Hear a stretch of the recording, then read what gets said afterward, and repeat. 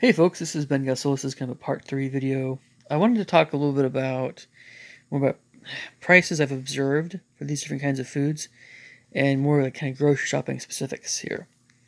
I mentioned all the nutrition and botanical stuff somewhat earlier. And we're going to kind of go through these as in order of maybe the saffron number 3. You don't have to get to as much because saffron's it's a luxury spice, right?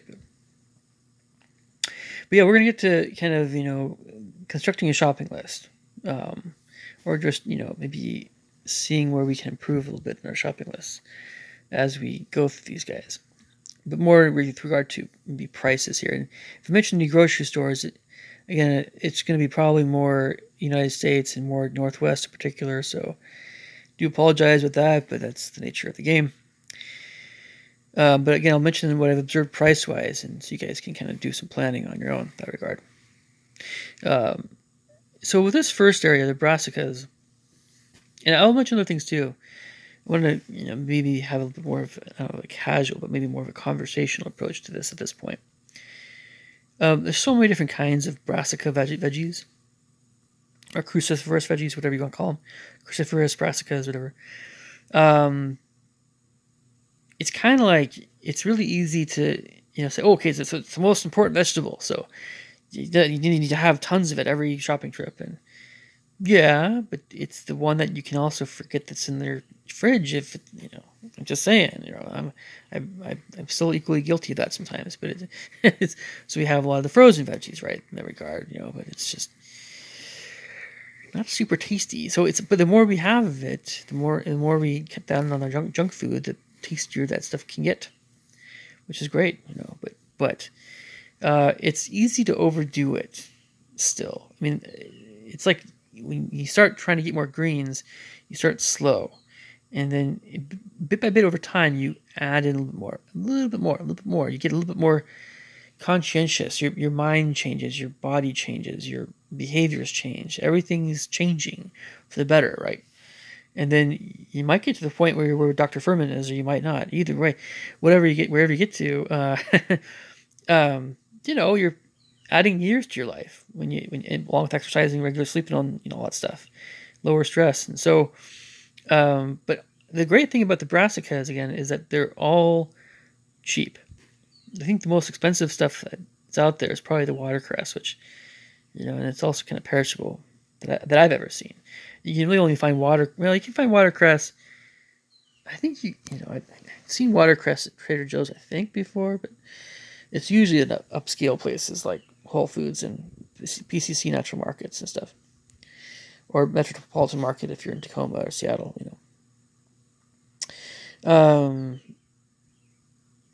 So they're cheap. They're great that way. So it's great nutrition-wise. It's kind of taste-wise, but the more you have of it, the more and it's good for you. You're adding years to your life. Okay, so let's go on to the next one. Just don't forget the brassicas. Whatever you guys do, don't forget the brassicas. It's important, unless you absolutely cannot stand the taste of them. I think most of us probably aren't quite in that ballpark. But Cheetah Pods, they're also cheap. But again, I mentioned you don't have to have very much of that stuff all that often. I do worry about kidney stones. I've heard they're very painful, so I'm not really wanting to overeat those things. But let the research continue. Quinoa is also in that same plant family, and we associate quinoa more with the grains, of course, but quinoa is indeed a cheetah pod. The Oleaceae family. The onions, also cheap. The premium grocery stores are going to have a little bit pricier produce in general, but they really need to keep their prices down, in my opinion. But when it comes to Oleaceae, onions and shallots are dirt cheap.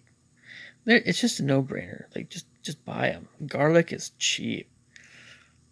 Now it's not filling. The filling part of that is when we add oil to things like sautéed onions and curry and stuff. But them on their own, they don't have a lot of calories, but they're really, really, really healthy. Really, really healthy. Really good for antioxidants or cleaning out your system. Oleaceae, sorry. So these are all cheap. cheap. So wherever you go, try to include some of that stuff. Try to include a few brassicas in your groceries list. Maybe a chinapod, maybe one, maybe not, but at least a few of the brassicas, and then probably at least one of the Alliaceae. One or two. Now the lettuces, the salads, absolutely get a few of those. They're also cheap. That's why these top guys, they're all cheap, and they're all really healthy. So put them on your shopping list. They don't have very many calories, so they won't fill you up very much. But that's will come later. And Trader Joe's has decent quality vegetables, in my opinion. You don't, if you go to Safeway, if you go to Albertsons, you go to Fred Meyer for this stuff, that's fine. That's fine. Wherever you go, even a kind of a little bit of a kind of a hole in the wall grocery store, kind of whole grocery stores that aren't that great, should still have some decent quality vegetables. Okay vegetables. They might go bad on you pretty quickly, but they'll still be okay. Okay, let me see here. Cucurbitaceae. I'm gonna kind of shift positions here, folks. Sorry, 1 second. I do apologize. Okay, back to our scheduled programming here. Cucurbitaceae. Also cheap. I mean, wow. None of this stuff is expensive. None of it. I mean, a whole watermelon's enormous. You can feed a family with a watermelon for cheap. I mean, up until we get to avocados, you're just looking at really cheap foods. Again, other than that saffron stuff. And the herbs, I mean, the fresh herbs are a little bit pricey. You get a bunch of them, but dried herbs are very affordable. They last a long, long time. The avocados. This is why I think, we'd all want the price of avocados to go down a little bit. I think maybe we might be relying on avocados too much for our nutrients. And I've heard things about the avocado, other things about the land use and other things. So maybe we shouldn't have so many avocado trees. I'm just saying, maybe it's a little bit overkill, but I don't know. It's a great plant food. Has carbs, proteins, and fats.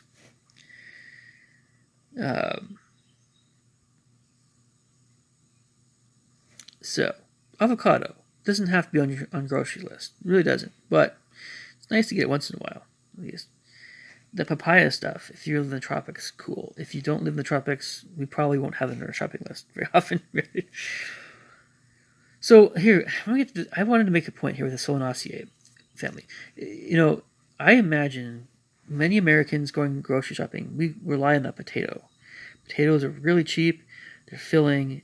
They're nutritious. The thing about potatoes, they're not really all that.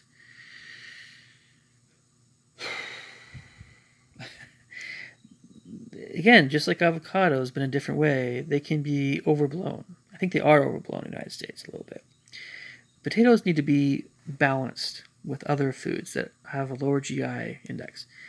The Quechua, Inca folks, all folks in the Andes Mountains, where you get the whole beans and the quinoa and the potatoes, that region of the world, those three foods coming together, kind of like that's their version of like the Mexican or Southwest American Indian version of the squash, beans, and what's the third one again?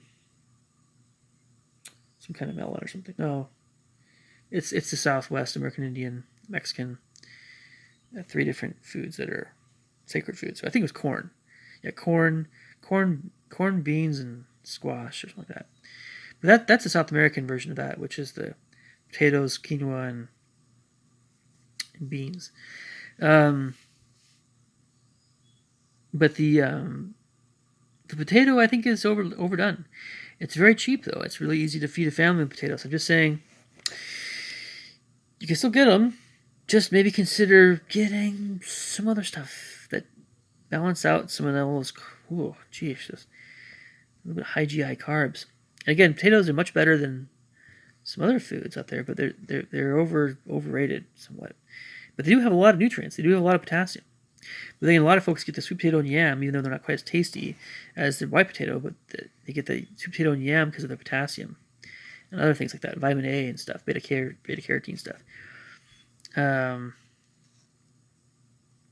But Solanaceae family also has that issue with some folks getting arthritis in older years. So maybe you don't always have that baked potato every single night for dinner. That's all I'm saying. Americans, right? Mainly to Americans, but also some of you Europeans out there, perhaps. Sorry, Irish. I know I'm getting at your special veggie there, but so I don't know, English, Northern Germans, all that stuff.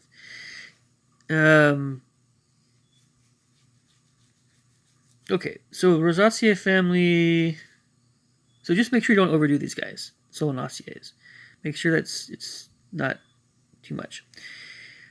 I think the Rosaceae families, all these, that's like your snack foods. That's your, this is sacred territory for many of us Washingtonians. The apple, of course, but I don't think we overdo it. I just think this is what it's going to be on our shopping list. I would suggest if you live in a temperate zone of the world, Europe, northern Europe, especially Europe, United States, Canada, you probably want to have something from the Rosaceae family on your shopping list, I would think, for a nice dessert kind of thing, something sweeter, that is healthy. The Tassiae family is just like the Rosaceae, just maybe less often, maybe, but still here and there is fine. Still get some of that stuff in there. People talk about the sugar and grapes versus, wine and stuff. I think that whole conversation is overblown. Wine is unhealthy for you, in my opinion, but the French and Italians swear by it. So I just, my recommendation personally is have some grapes. Just maybe don't have a whole ton of them at once. A whole ton. Okay, sorry, tropical folks. I don't, there's the cherimoya stuff. I know. Maybe you guys can talk about some stuff if you have cherimoya more often in the tropics, or sugar apple or something like that. Sour sop. Cambodians and Thai folks and everybody. Okay. Rutaceae. Yep, it's also something like this should be on your shopping list. In the United States. Some kind of orange, something like that. I think kids and oranges go together like peanut butter and jelly. I mean, like school lunches, apples and oranges, man. Probably a good idea not to do them all the time, though, but maybe mix up the oranges with the grapefruit or limes. Lemons, limes, I know it's more of you put that on salads. A little bit goes a long way, and, it's just, we want to not do the juice so much. That's my main thing I want to say there. Painful it is to say that to other fellow Americans. Yep. Okay. But I said it. Ericaceae, blueberries. I know it's not so popular with a lot of folks, and especially kids, but this stuff will keep you healthy. In my adult years, I've been eating a lot more blueberries than in the past. I think it's been helpful for me. It's been one of the good things I've been doing. And by the way, up to this point, we're still talking about foods for the most part that are not too expensive. If you buy berries if you feel berries are too expensive, okay. Well, my recommendation is if berries are too expensive for you guys, maybe time to look at your budget. I'm just saying,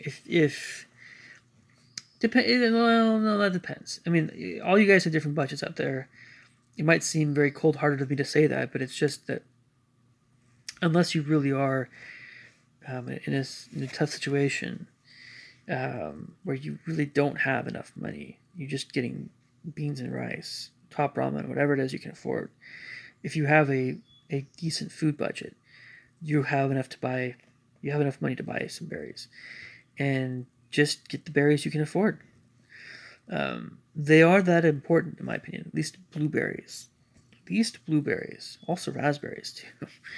For the matter, strawberries. But maybe get the frozen stuff, or maybe just have it more in the summer. If you want to save money and not buy berries, then just buy berries in the summer, and then maybe sometimes get some frozen berries, blueberries. It's a good way of saving some money. It's that important, folks. In my opinion. Farmers markets, and you go to town on the cherries and the Rosaceae family. I know strawberries and cherries and tayberries if you want to, but okay. I again more the mulberries and breadfruit, all this stuff is I haven't seen very good quality stuff from where I live. So it's awesome if you guys have better access to that stuff. Mulberries and breadfruit, jackfruit, figs, massage orange. I've never seen that stuff. What am I? No, I'm good there. Okay, so I've only seen I've only had mangosteen once my entire life. Starfruit wasn't a huge fan of. It was pretty good. It was just, it was just not what you would get. It's different. I know it would be very much better, awesomer situation if I was in the tropics and had starfruit. That would taste amazing. I had no doubt that it would taste amazing in that case. Mangosteen was holding up really good though in the Asian store I went to. It's just very, very expensive. Very expensive. So we're going to press on a little bit. Kiwi fruit should be on your shopping list, in my opinion. It's not expensive. Pineapple is great for families, but pineapple is great to kind of balance out some stuff that's not quite as zesty or not quite as flavorful. So if you have some more boring fruits, pineapple kind of livens up a little bit. On its own, it's very, very potent, I know, so just maybe a thought, good to add pineapple into fruit salads that are kind of dull. But it's very, very potent as well, those lips. I know it has that stuff in it that can dissolve flesh. Very acidic. Canker sores. Oh, yeah. Anacardiacea, the mango cashew pistachio range. I know this is getting a little bit more expensive, especially cashews, pistachios. So maybe, again, I have this. What I said with berries also applies with the cashews and pistachios, but to a lesser extent with the cashews and pistachios, because I think they're probably not quite as cashews and pistachios are not quite as vital to human health as berries, perhaps. I mean, seeds are up there, according to Dr. Furman, of course. Seeds are very cheap, like pumpkin seeds, sunflower seeds, chia seeds, flax seeds, and hemp seeds, and all the other kinds of seeds, right?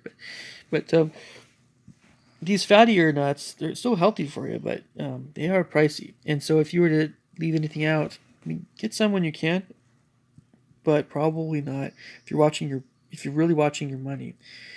Okay, I know it's a painful thing to say you don't have some, but if you go with one or the other, go with the pistachio. Nutrition-wise, I know the cashew is really tasty, but that's my recommendation. Mango, you don't need to get it unless you absolutely are a huge diehard mango fan. We'll skip the borage. That's kind of more leafy greens. If you really want to have the stuff, that's fine. Sapodopsiae, we'll skip that too because that's tropical stuff, which you don't get too much of that where I live anyway. Persimmons taste flat where I live. It tastes better where you live. You live in a warmer climate than I do, and you're lucky, but in that way. But I don't think the coconut date thing is really all that interesting. I don't think it's something that you need to waste money on unless you really want to. I don't know. I'm not saying it's a waste. I'm just saying, I don't know. If I lived in Jamaica or something like that, okay.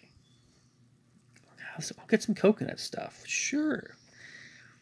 Maybe not the date so much, at least for a while, but I just don't think it's very high priority, personally, unless you live in the tropics. And that's all tropical stuff. Tropical. Olives, lower priority, but still get some extra virgin olive oil. I've been told that you need to find olive oil. This is where it gets a little pricey. Okay, so when it comes to cooking oils and all that stuff, with families in a budget, I think this is a tricky thing because we're talking about some stuff that can get a little pricey.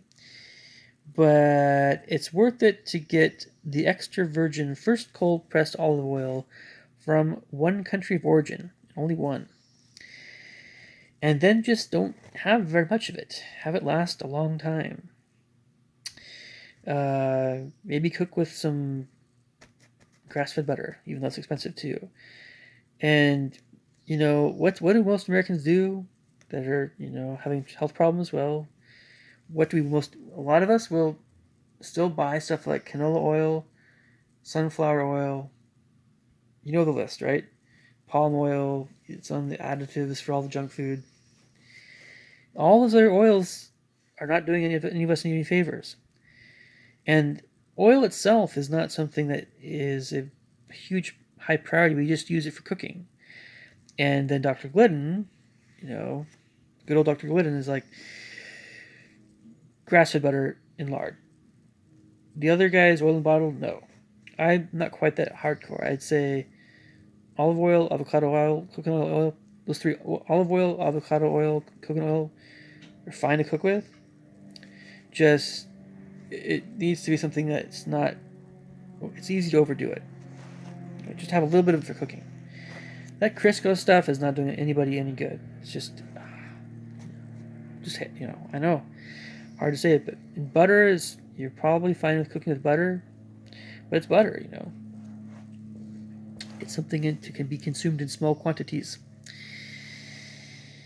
So olives really are the thing that's really healthy, and for those Mediterraneans, Greeks, and Southern Italians and stuff that eat their olives, more olives than olive oil, they're gonna be living long, healthy lives for sure, getting lots of exercise and all that stuff.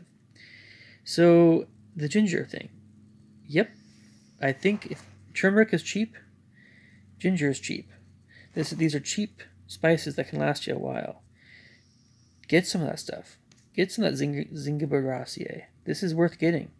This will extend your life.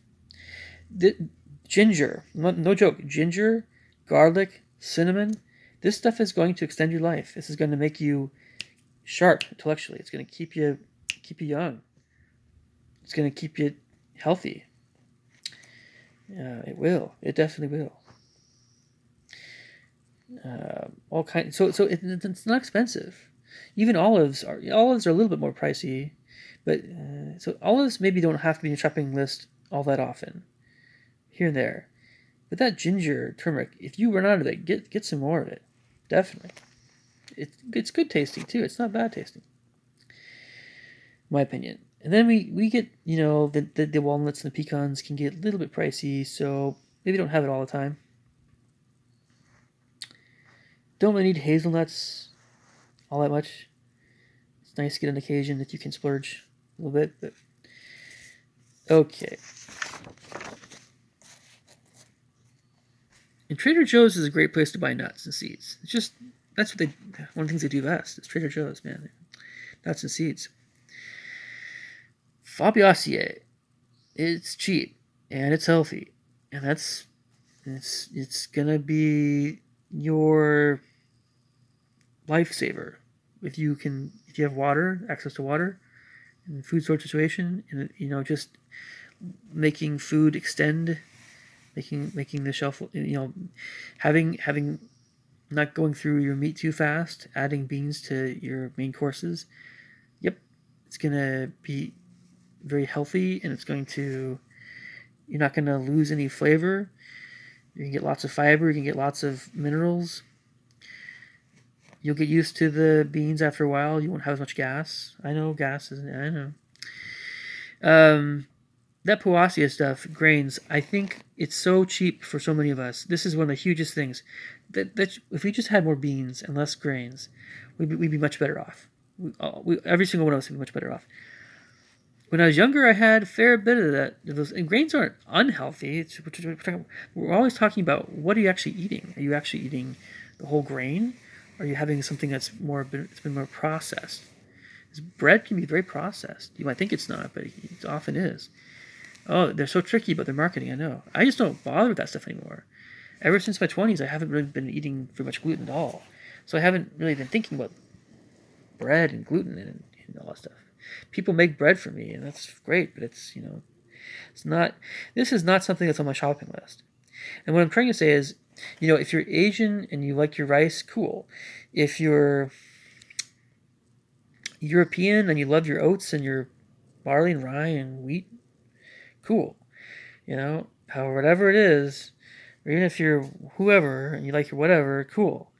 This is not as much of a staple as much as you might think, as much as I might think. But it's so cheap, right? It's so cheap. And if we're in a situation where we don't have very much money and we want to survive, then that's a little different situation.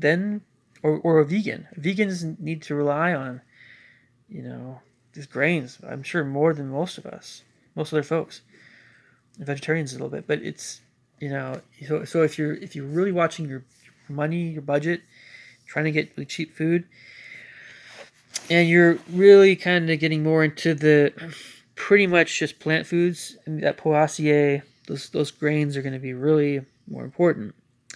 I'm just saying, it's also, it can be easy to overdo it, and it's really easy, more especially, to get things that are not whole grains.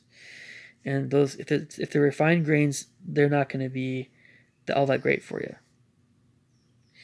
Very important point here to make. And then in the United States, for whatever reason, these companies make the refined grain so available and so dirt cheap, and it's making everybody overweight and obese. And anyway, you know about this stuff, I think. So okay, so if you have any questions, look, it comes down pancake flour. You look at your pantry kitchen, the way you grew up, it's everywhere. All the refined grains are everywhere. We have to just take a solid look at what it is we're eating, and oh man, it's really yeah. Look, you can divide grains into, you have your rolls and your sweet breads, and you have your buttermilk pancakes. Then you have your actually nuttier, more robust protein, darker brown colored grains. Guess which one of those is going to be healthier for you? Yeah, it's the second one. It's the one that's going to have more fiber. It's going to have more of that stuff going on to it. Okay, sorry, it's getting a little fuzzy. My apologies. I'm trying to refocus my camera here. Pomegranates, I know they're expensive. Get them if you can. Don't worry if you can't. Kind of in that berry range. Unless you're in Europe, probably don't worry too much about the currants. They are healthy for you. They're not too expensive, I don't think. Currants are more available, I've heard, in Europe and Eastern Europe. Asparagus is expensive, I know. That's why a lot of times it's great to get it on occasion here and there. Asparagus is a big deal, I've heard, over in Germany and thereabouts. Probably Czech Republic and Poland, and also France. So in Europe, Central Europe, I'm sure it's a big deal. Okay, and all this stuff we can get through pretty quick. Not a big thing. I mentioned that I'm not a huge tea fan. Actually, I don't drink tea, period. Sorry, I'm trying to do my video and somebody just texted me. Sorry. Get some seaweed. Is not expensive. Get the seaweed. Get your iodine levels up. That's important, I think. A little bit of dark chocolate's a good idea. The cocoa. Get some mushrooms. They are good for you. Put them in some soups. Soups make your meals last longer. They are cheap, I promise. You don't have to get the store-bought stuff. You can make your own. Get some soup stock. It'll last you a while. Make some stews. Make some soups. But do it from scratch. Don't get the store-bought. I mean, if you get the store-bought stuff, don't get the more unhealthy, cheap stuff. It's high in sodium. And also don't always get the super expensive stuff that'll run you up quite a bit of money. And as I mentioned, this other stuff we can with fish, egg, poultry, meat, dairy, all that stuff. Have it as like, maybe 1 or 2 meals a day. But don't go to town on this stuff. At least not the red meat. All right, I have to sign off. Any thoughts or comments below? Catch you guys later. Take care. Bye.